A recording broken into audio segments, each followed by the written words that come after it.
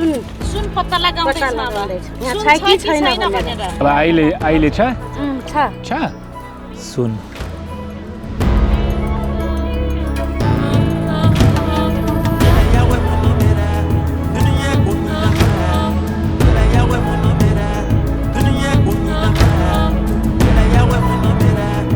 उताबाट बालुवाको त्यो के भन्छ त्यो ढुङ्गा र माटो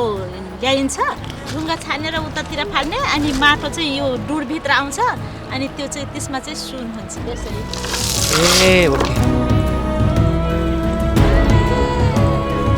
अनि यो कालो जस्तो देखिरहेछ यो कालो जस्तो देखिरहेछ त्यस्तो चाहिँ त्यसको साथी हो यो सेतो चाहिँ बग्नुपर्छ अहिले धेरै भएपछि यसलाई फेरि त्यो पानी लिएर नै खार्ने हो अनि त्यसपछि यो आउँछ सुन अहिले हेर्नु